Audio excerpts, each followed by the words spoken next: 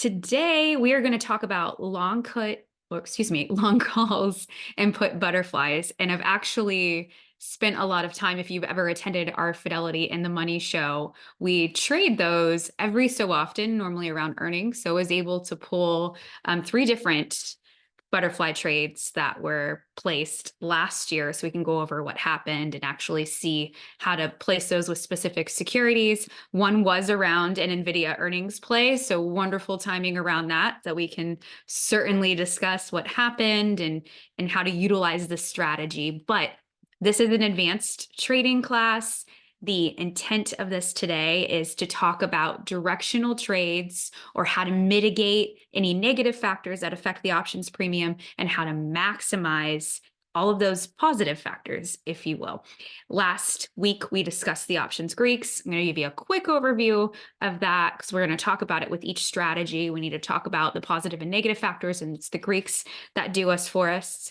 But we'll go ahead and dive in. If we've got time afterwards, we can also talk about some trades. I'll bring up the OptionsPlay tool that we could even place today, or even looking at that same NVIDIA trade.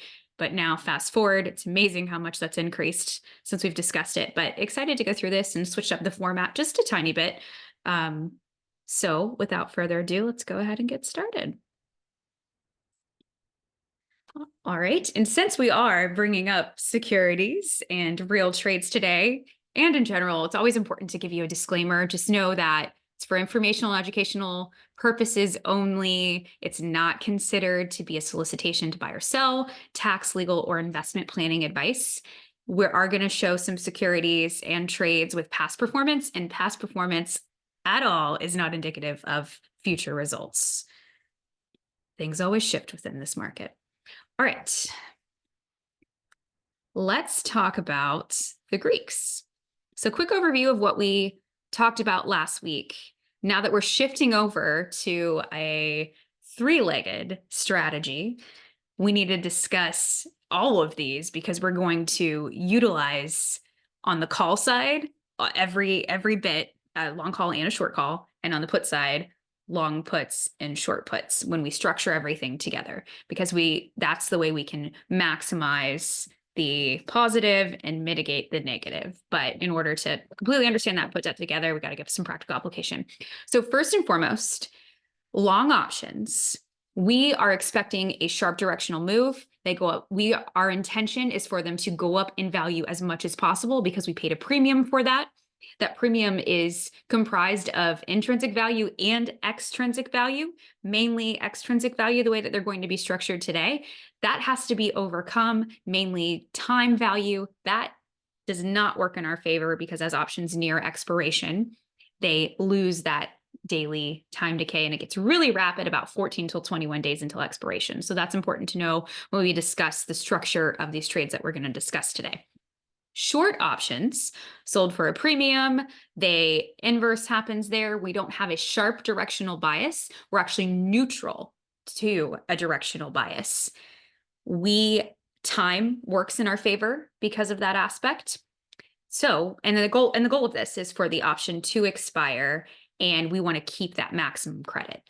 Delta is going to tell us our directional bias. So delta is positive for long calls and short puts because those are bullish strategies individually. That leg individually is a bullish strategy.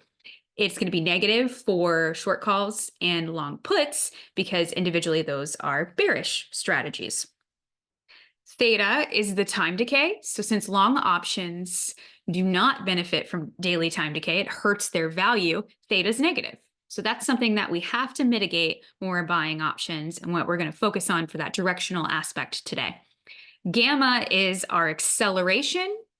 So gamma is going to be positive for long options because it gives us the convexity really to delta, and that's what we're looking for. So if we have, remember, delta is our destination.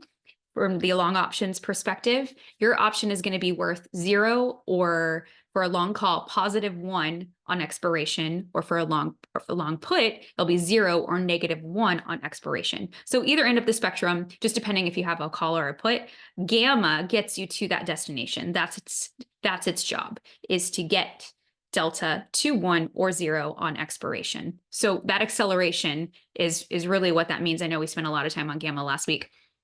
So gamma is positive for long options, negative for short options, because a sharp directional move is risky for short options because we're neutral with a directional bias. That's where that comes from.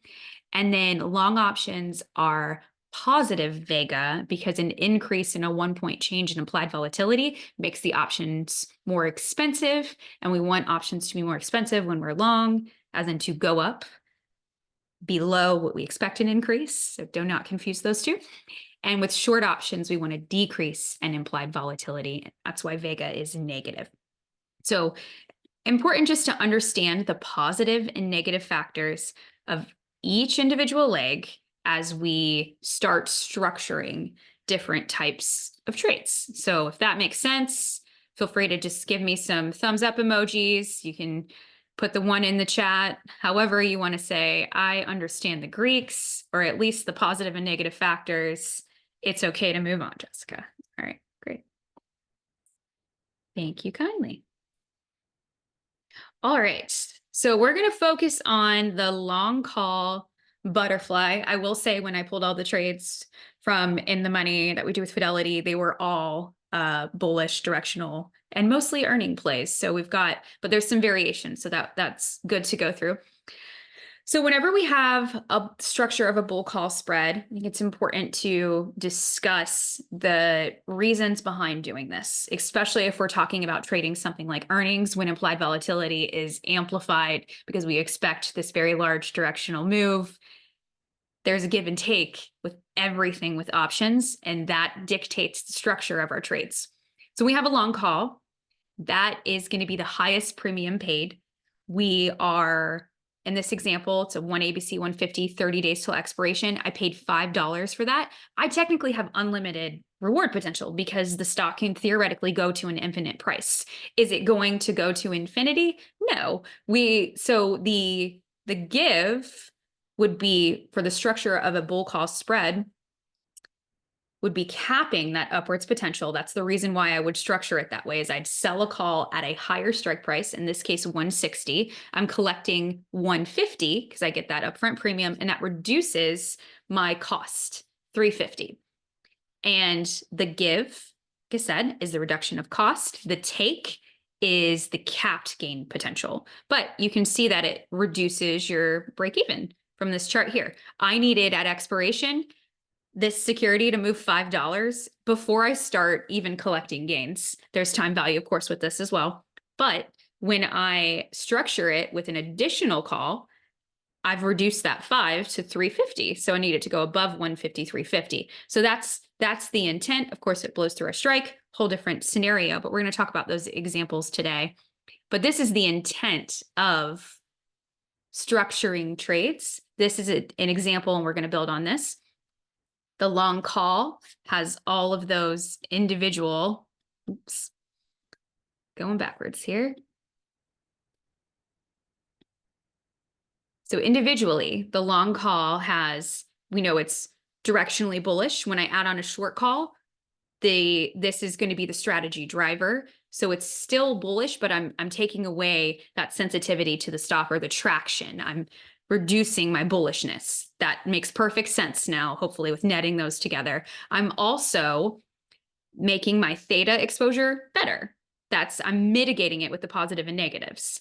I am, though, this is the give. The take is I am reducing my gamma exposure because of the short call. However, remember, gamma is higher around at the money options. So that's why we want to make sure when we're purchasing that long leg of the call, it's closer to the money. It may be a little bit deep in the money, maybe a tiny bit out, probably not. But if the goal here is to understand the structure of it, because these are centered around at the money options.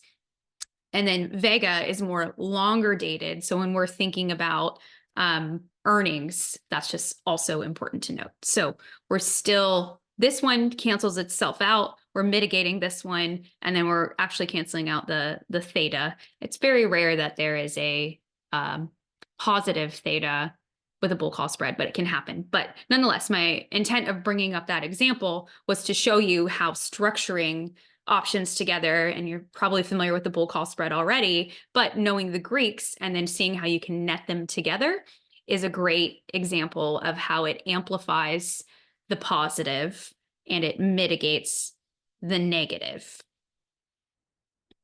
And that's the intent there. And there's also, like I said, give and take. So let's talk about and apologize, I'm working off my laptop, so I'm gonna move this around so I can see everything. The bull call spread and the bear call spread. So these individually, these are all net together, and this is assuming that we're buying an at the money option. Positive delta, negative theta, positive gamma, positive vega. Bear call spread is literally just the inverse. When we create a long call butterfly, we're actually putting these two strategies together. So we're layering and we're layering and we're layering. So what's the intent of the bull call spread? So this is just an extension of a long call. Keep that in your mind. So I've got my long call.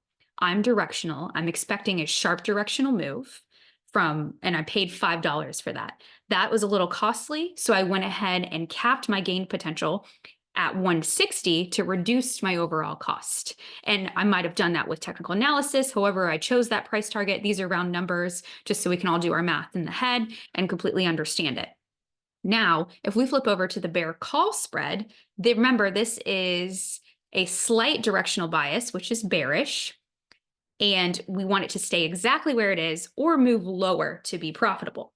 So in this case, this strategy recognizes its maximum profit potential if ABC is at 160. The strategy driver here at this case is the short call, and then the addition of the long call is actually to mitigate the unlimited risk potential that there is with short calls. So if we put those two together, and remember, the goal of the bull call spread, I want, and assuming that ABC is at 150 when I place both of these trades, I would want ABC to go no higher than 160 because that's my maximum gain potential. Any higher, gamma actually flips negative.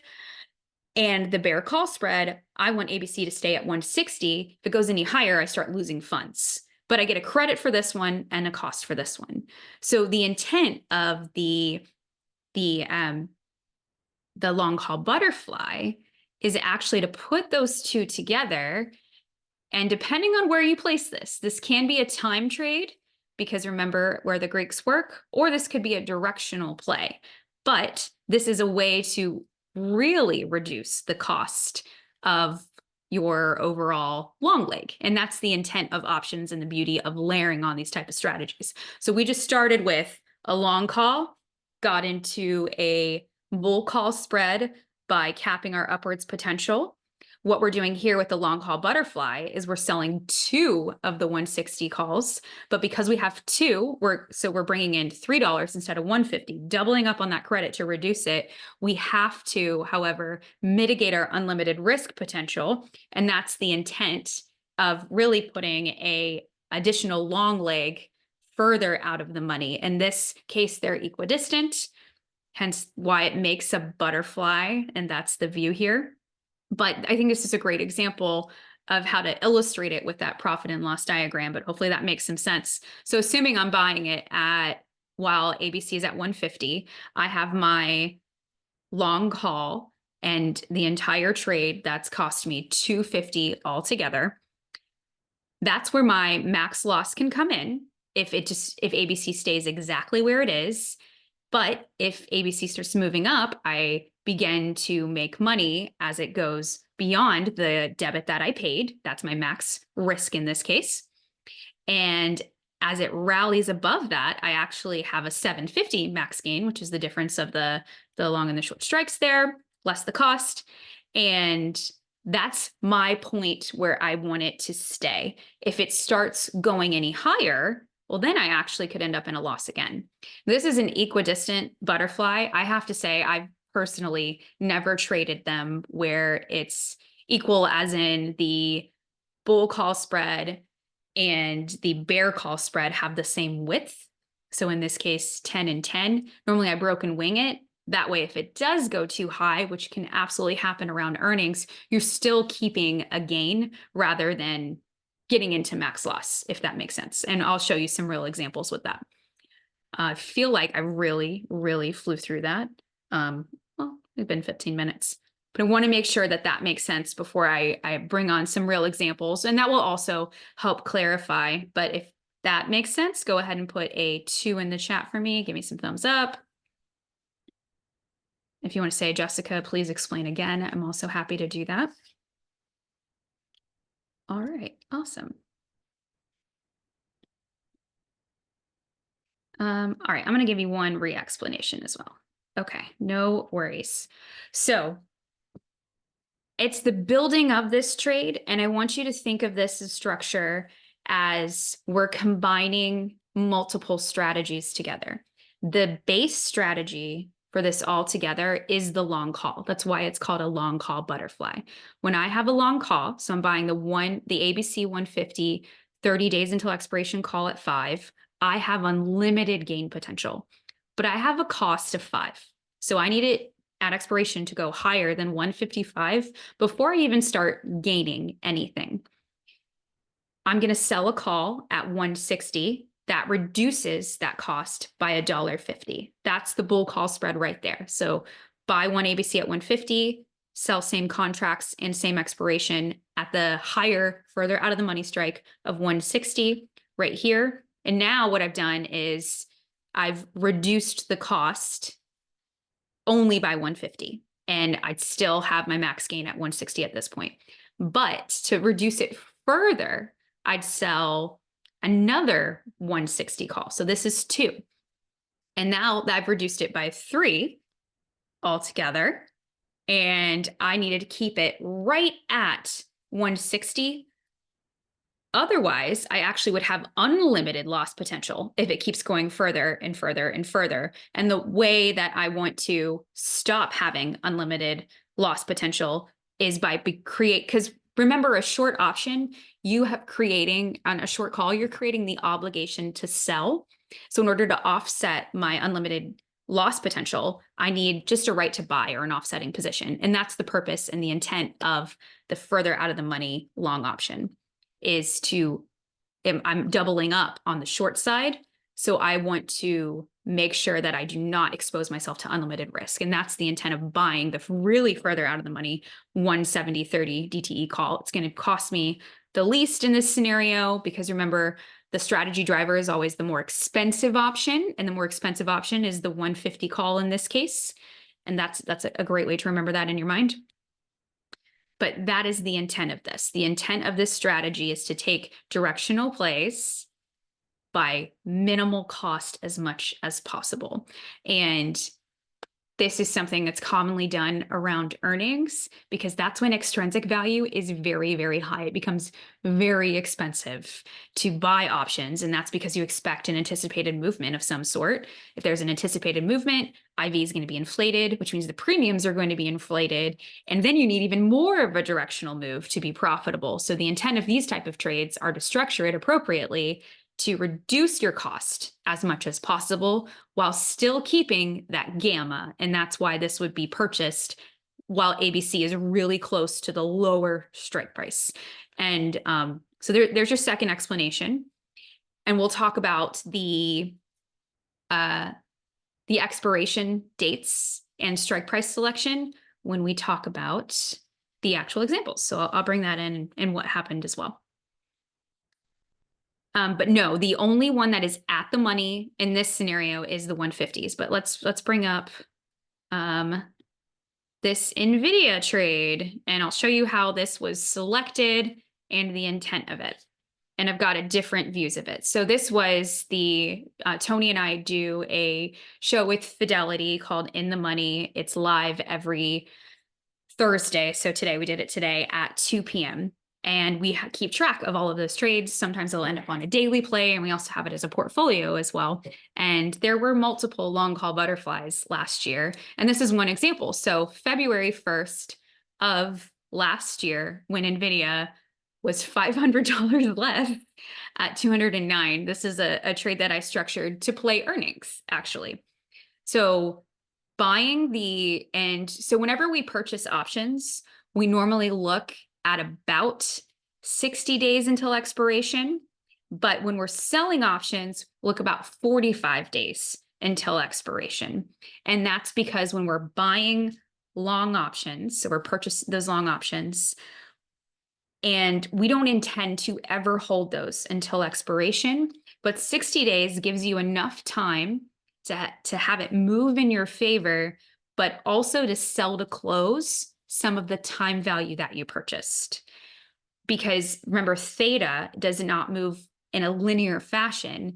It rapidly decays as it gets near expiration, and that is heightened around 14 till 21 days until expiration. So that's why we choose 45 days on the sell side, because you want to experience that collapse in time value so I could buy to close at a lower price. So that's the strategy selection method. You can choose 60 days or 45 days on this strategy, depending on how it's structured. And I'll show you how to compare and contrast that as well.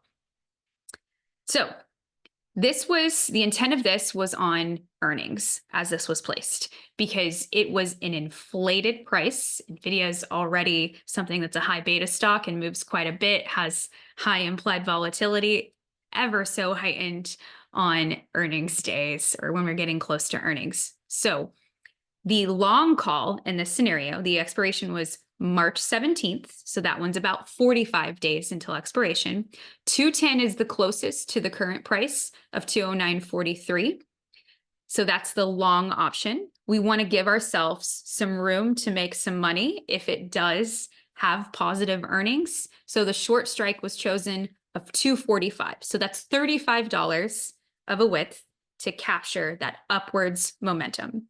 That was very, very costly, just the 210 alone. So adding 2 of the 245s allowed to reduce that cost even further. However, the second short option created unlimited risk potential, and that has to be removed. Because if it goes too high, then I could end up losing a lot of money. And that risk versus reward would not make sense. And that's the intent of structuring. This is called a broken wing butterfly, because you can see as this goes forward, you're still capturing profit no matter how high it goes. And so that's why the 265 was chosen. That's the minimal cost to reduce that unlimited risk exposure. So overall, the cost of this was $831, and I could make maximum $2,669. That's a great risk to reward ratio. And that's the intent of this. This was purely an earnings play. Let's see what happened. So post earnings, and notice that this was done in anticipation of earnings a little bit before it. NVIDIA got to 238.77. So that was an increase of about $30 a share. Great. Now, if this cost so much more, that would have mitigated this quite a bit. But the intrinsic value on this altogether was 28.77. So therefore, that ended up being a really great trade. There was still enough time. So this was 45 days because this wasn't the day before earnings. This was a little bit earlier. I wanted to still get that time value depletion, but also that implied volatility crush that happens. So post earnings, options lose their implied volatility extrinsic value. We call that volatility crush. That's going to really help the bear call spread side of this trade. And the intent of doing this a little bit earlier means as I get closer to expiration, hopefully it's moving in my favor because people are expecting NVIDIA to do really, really well. That's going to help the long option. That's going to go up in value, but it's going to get closer to the money of the short option, and then I can benefit from that volatility crush. The risk is it goes too high, and that's why this has a $35 width on the bull call spread side. So this is the long call, 210. Add the bull call spread right here at 245. There's a second option, 245. So here's adding the 265 right here is still mitigating that risk. But we call this the danger zone when you start losing maximum profit, but you still retain a profit if it goes too high. And this is called a broken wing butterfly because it's not equidistant. And I do have the chart that was pulled for this just to give you a different view. So we have the 210 call. This is where the long option was structured. And remember, long options, more costly. I have unlimited gain potential. However, earnings is coming up. Let's reduce that cost. So the take here is selling the 245 short calls. That's capping my gain potential if NVIDIA was to reach 245. So selling 2 of these, but now I've got unlimited risk potential because I added a second. So to mitigate that, at not so far, at 265 is where that long call was. So meaning if NVIDIA was to go right here to 245, that's perfect. That is the best case scenario for this trade.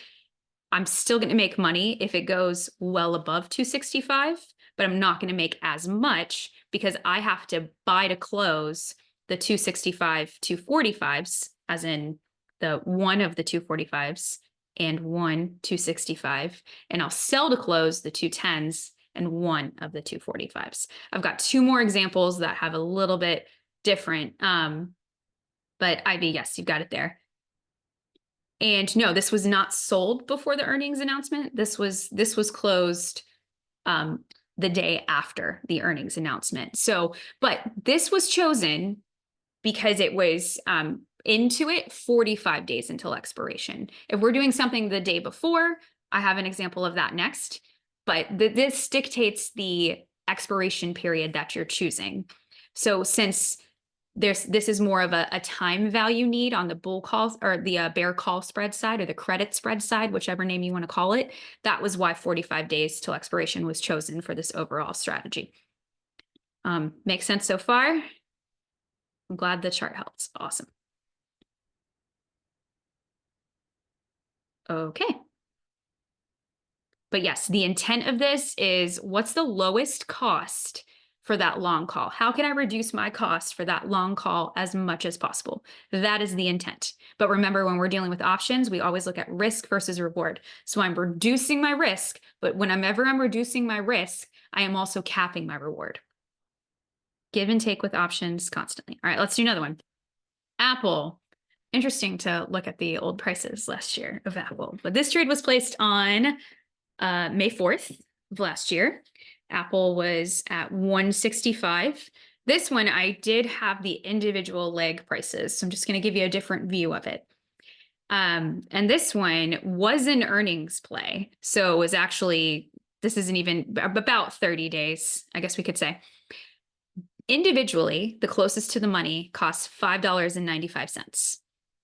Selling 2 of the 180 calls, so that's going to give a lot more room for upwards potential, because remember, that's what I'm looking for when I'm buying a call or I'm being sharp. I'm looking for a sharp directional move in this instance. This was an earnings play, so I was expecting it to be bullish. Therefore, this was the trade structure, and I want to make sure if I'm bullish that the option strategy reflects my sentiment. So altogether, a net positive delta, but I still want gamma, which means that dictates the at the money option with the 165. That's where, remember, gamma is the highest around, it's centered around at the money options. Post earnings, which was the very next day, Apple was at, actually, this was placed in the morning and it was a PM announcement. So the morning of, did beat 173.37. I want to jump too far. So this was 595, selling 2 of these at 83. And then this cost about 40 cents, 37 cents. I reduced this percentage wise. That's quite a bit, from 595 to 466. That really, really mitigated the cost of the long leg. And that was the intent of this, is to be able to still have that upward momentum, but reduce all that extrinsic value or implied volatility that's inflated because of earnings. So gain of 832 a share, 165 to 173.37. The intrinsic value is 837. So once the difference of 165 and 173.37. So that's the, and I apologize, I didn't have the prices that this went because we still have to account for time value, but you can see how if purely the difference of 466 and 595 is going to give us an indication of how much more we could have made because of the trade structure.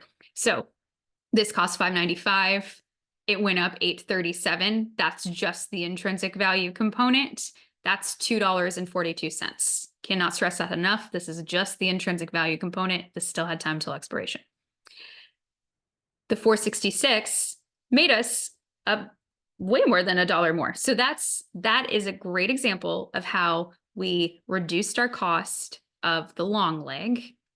We capped our upwards potential, and we left a lot of room. And we left $15, and certainly something like NVIDIA is going to move quite a bit. So there's the risk there, but we still left ourselves opportunity to be profitable if it goes too high. And that's something to be cognizant of when we're trading earnings. And that's the intent of the broken wing butterfly. And I also have an example in a different format to make sure that you understand it. So when it was opened was on May 4th. So that's the morning of earnings. Apple reports past market. So on market close, the evening of May 4th, post earnings, the very next day, around 174. And then that's when it would have been closed.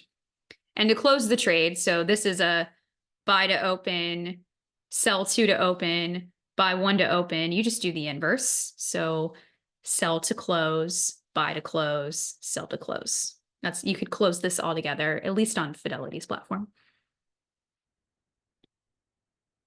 All right, moving on. So now we're in June. So June 21st, did a CrowdStrike trade. It's really, really into AI last year and very much still into it this year. But it is very interesting to see the themes that were there. So same thing here. This one was not an earnings play at all. So I'm glad to give you something a little different, not counting on a big movement based on earnings. So the trade was placed on 6/21.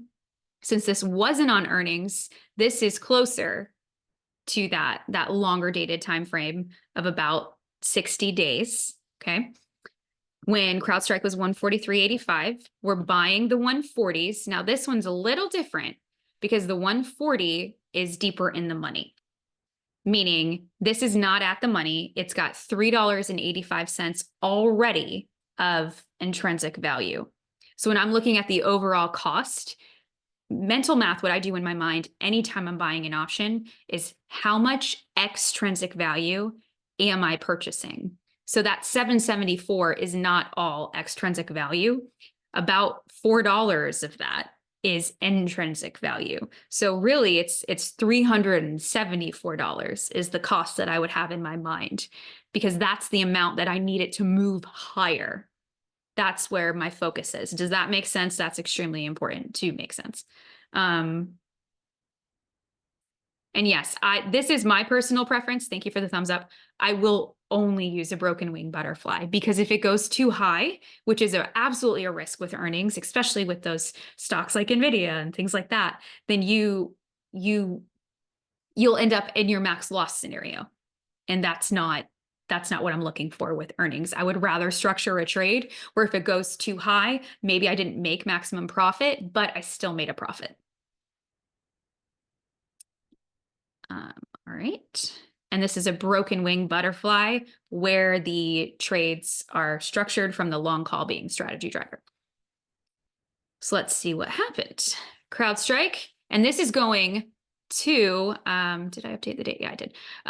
14 days. I did not update the date there. I apologize, but I pulled the right one. So 14 days until expiration. This is the previous. CrowdStrike was at 167 about, we'll call it that. So that's a gain of $23.14. That is intrinsic value. So now this is an example of where it went above my strike price, my short strike price. So I have to take into account that side of the trade, because that's when we start getting into the danger zone or loss territory. So even though this 140 leg gained about $27 worth of value, right? The difference of 140 and 167. The 165 that I'm short started becoming in the money by $1.99 or $2. That's the danger zone, and that's going to cost me to close because I have to buy to close one of those legs. I'm sorry, both of those legs. So the difference of those two is actually really $25 and extrinsic value. And I actually need to double up on the 199. So that should be $4. So it's 21 of intrinsic value. Apologize, put these together right before this. So let me go back to that. Did that make sense though? I want to make sure. And I see a question in there. What happens if the price drops? If it drops, then that means I lose the cost and we might be able to sell to close the entire strategy for some time value that's there. That's why we don't want to hold an option until expiration, because we're going to lose all of that time value. And the same principles apply. You lose, in this case, I kick it up to about 75% of my cost. I want to go ahead and get out of it. But the intent of this is if you are being speculative, you are very largely directional. The goal is to reduce the cost that it's going to take me to speculate as much as possible. And the way to do that is by selling options at a higher price. We just double up and then we mitigate the unlimited risk exposure. That's the intent. But remember the credit spread side, because it is essentially a credit spread and a debit spread put together. The credit spread side, if it does move adversely, you'll be in max profit of, because it's going, or very close to it, because that time decay is going to work in your favor. The stock moves away from it, then you can sell to close that. And sometimes I've even gotten out of these, not all at once. If for some reason, some calamitous event that happened to send the entire market down, like a red hot CPI number, the bear call spread side of this would be an opportune moment to go ahead and close that. But if you still think that the market is overreacting, as the Fed said, then, very interesting, then you may want to hold on to the bull call spread side. So you don't have to get out of this all at once. And you can also structure it at various times as well. But that actually happens quite often. If it moves beyond your strike price, or if it moves adversely, it may make sense to just remove one spread rather than keeping them both there. And hopefully that makes sense. And I did not have an example of a losing trade on this, because again, I wanted to pull something that was actually placed. And you don't win all trades, but it is nice to pull these and know that these were all pretty good winners. Okay, does that make sense for the call side? And then we're going to go ahead and go to the put side. Great. And I did see a question in there, why not sell this when the crowd reached 165? That's because of the credit spread that's there. This was not an earnings play. So this one is different. It was not an earnings play, so I needed to have some time decay. That's why not sold at that time, or closed completely at that time, because I actually have two strategies going at one time. All right.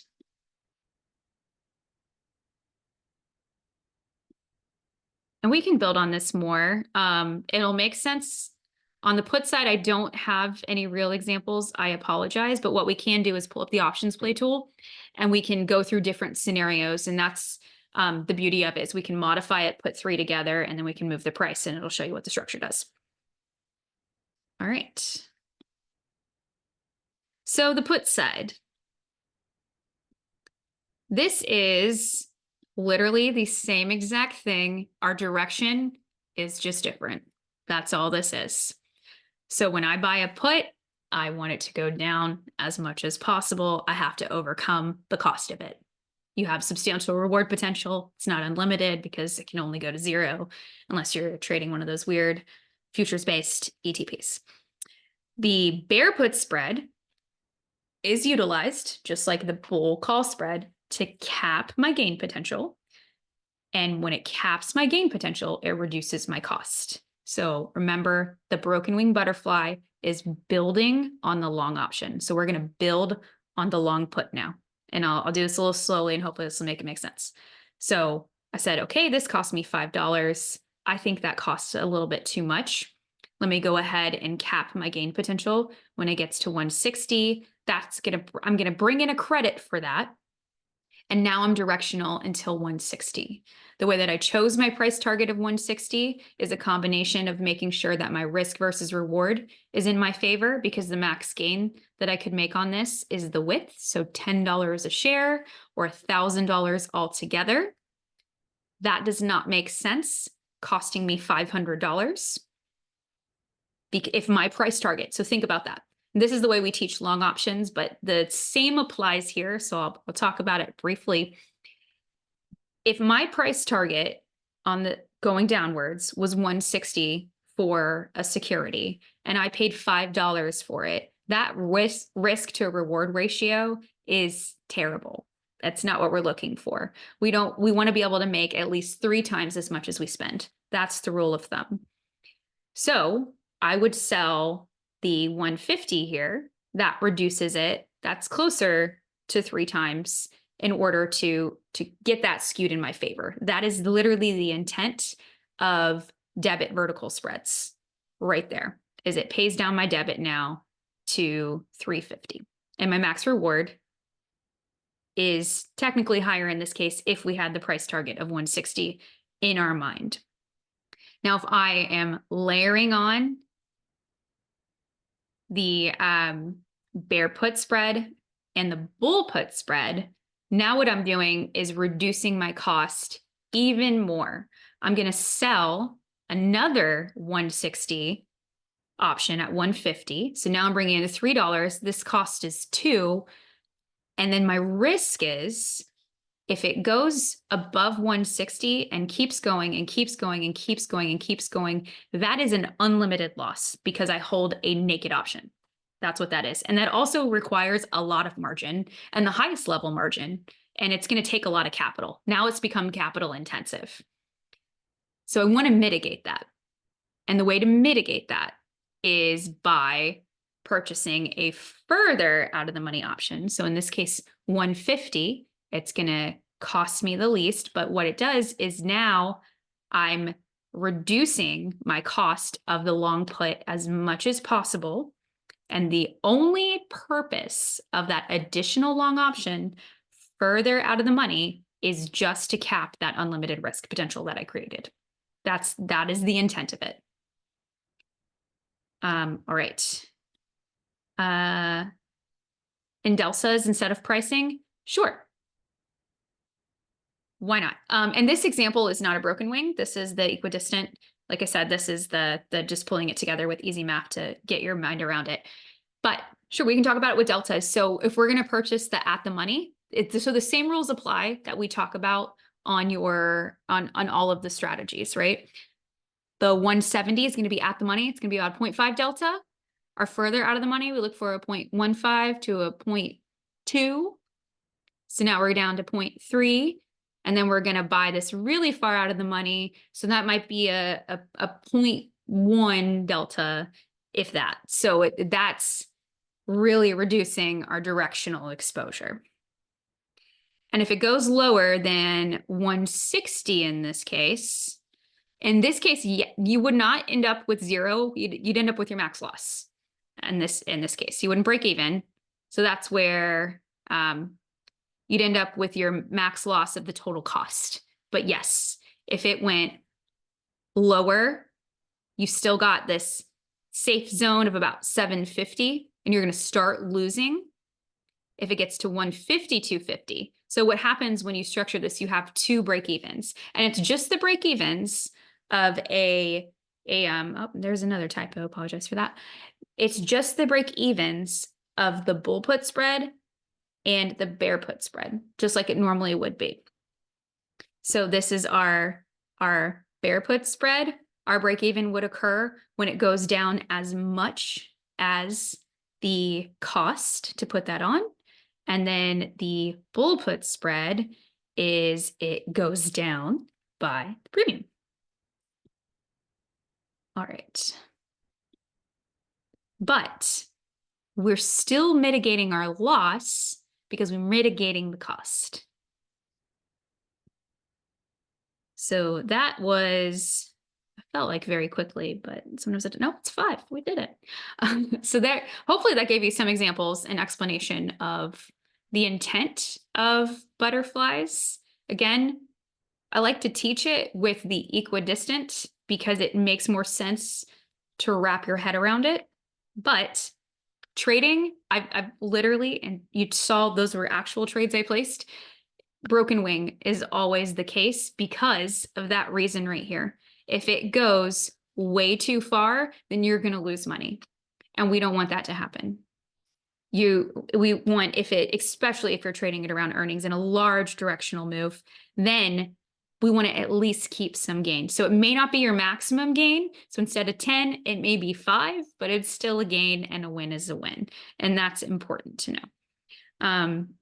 Now I know I answered questions throughout the whole presentation, but we've got about 10 minutes or so. So if you have those, we can. If you want me to pull up the OptionsPlay tool, I'm happy to do that as well. But I'll go through the Q&A that I can see. All right. How do you select the short strike and the subsequent long strike? So a lot of that, it depends on if it's earnings or an expected movement. That's going to make a huge difference. But whenever, all right, sorry, getting distracted by the questions. So whenever there is earnings, or I'm a huge technical analyst, especially if you see me on CNBC, that's all I do. And that is where I choose areas of support and areas of resistance. And that really helps determine what type of trade structure that I'm going to put in. When I want to go long, I will do it right when I see it's at my area of support, or I'm waiting for confirmation of some sort. That's step number 1. And that determines my long strike. Right there is my area of support. Remember, I want to do that when it's at the money. My short option is my area of supply, where there is a very clear defined area of resistance where you would expect it to retract. And since I'm creating a directional trade where I'm capping my upwards potential and I don't want it to go higher than something, especially if I'm going to start losing my max gain, if it does, I want it to have a clear, definitive level of resistance. And we definitely can have discussions around technical analysis if that's something you guys are looking for. But that largely determines where I'm going to choose my strike prices. That also can be used with deltas if that's not something you practice. But absolutely very, very important on the way that we structure that.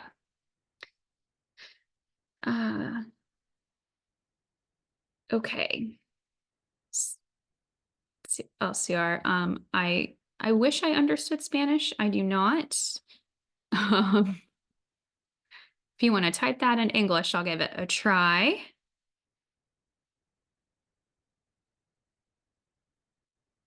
What do you do when there is no overhead resistance? Oh, I love that question, James. If there is no resistance, I love to use Fibonacci extensions.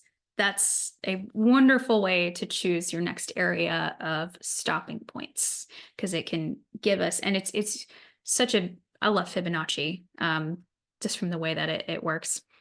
But that's my next structure that I do when you have something that's experiencing all-time highs, like the market even right now. Now I'm going to throw up some Fibonacci extensions so I can see the likelihood of where it's going to stop. Also with technical analysis, there's something you can do called a count, where it goes a certain way, and then you move that count right where it is on its area of support, and that'll give you an indication of its next stopping point as well. Normally those two end up pairing together, and that's why I love Fibonacci, because it's the unexplainable of those magical numbers, they call it, or that golden ratio.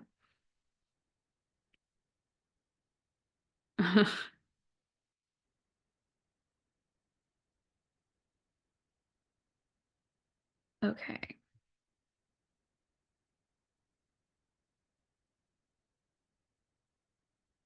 Yes, a measured move is what that is.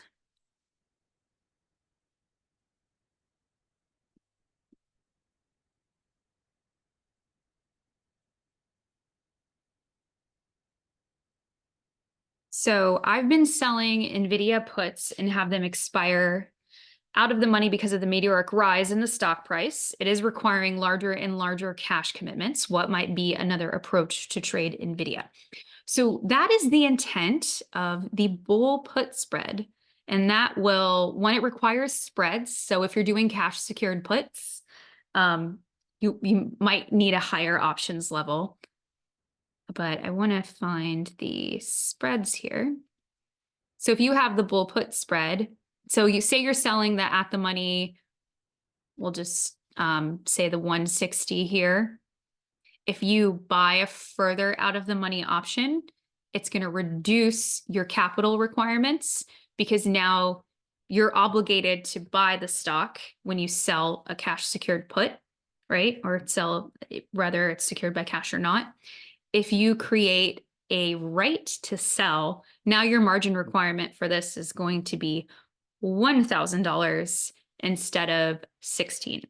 So there's your difference, and that will help mitigate the capital requirements. Now, it mitigates risk as well if it moves adversely, because you're capping how much you can lose, but you're also going to give up some premium as well. But that's one way that you could not use as much capital and still take the bullish stance and collect premium. That is the intent of the bull put spread. It's just the strategy driver in this case is the short put, and the intent of the long put is to just mitigate risk.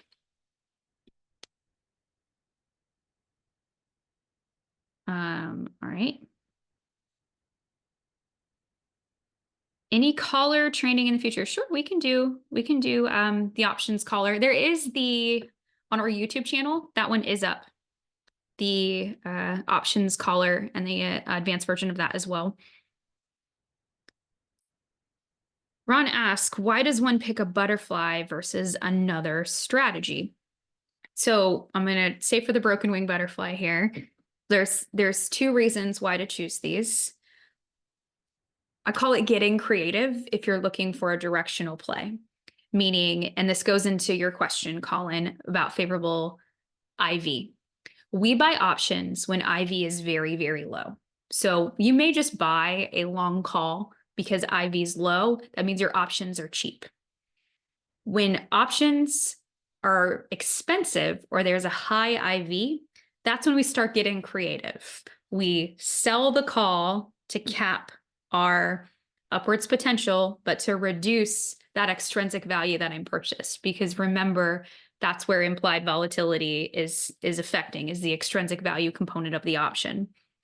The long call butterfly is getting more creative because there's an anticipated movement like earnings. And so the intent is to really reduce that. So higher implied volatility is when we would choose to sell options. And what we're doing here, and this is why I started with the Greeks, is we're still keeping our bullish bias in the case of doing that long call broken wing butterfly. The IV is very high for the option that I'm buying, but it's also high for the options that I'm selling. So that's going to reduce the cost of this long leg where I'd feel okay buying an option. Because remember, when we talk about these and I say I'm buying an option, I expect a sharp directional move, but implied volatility might be high. So it might make sense to be on the sell side, but I don't want to be neutral to bullish. I think it's going to move a lot more. So therefore I have to get creative and put those two together, and thus the long call butterfly. So selling two of those, but now I have unlimited risk exposure. So I'm buying the further out of the money to mitigate that, but it's not, this is a bigger width than it is here, just in case it moves too far, because it is earnings and it can happen, that I'm still going to be profitable. That's the intent. And yes, Lance, you have a great example. You often do see price drops after earnings. That's why it's important to, if it is an earnings play, there's lots of tools out there where you can actually pull the price movement of the average price movement of that security for that quarter. There's that. I tend to look at that actually every time I trade earnings. All right.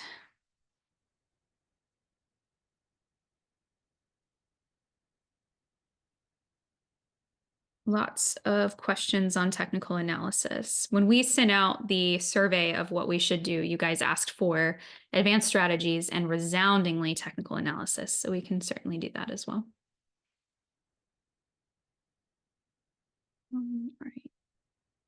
We answered that.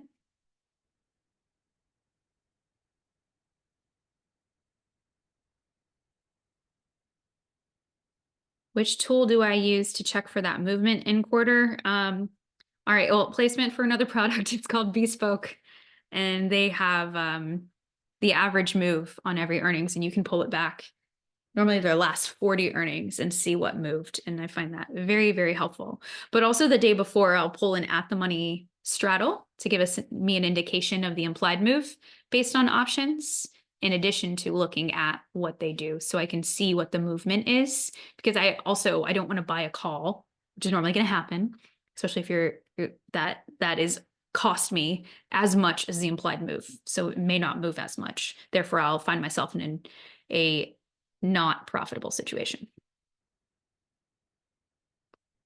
The recording of this, if you are signed up on a free trial, then you will get a recording of this on your email. And thank you for asking that, Rudolph, in all caps, so I could see it. There were a lot happening here.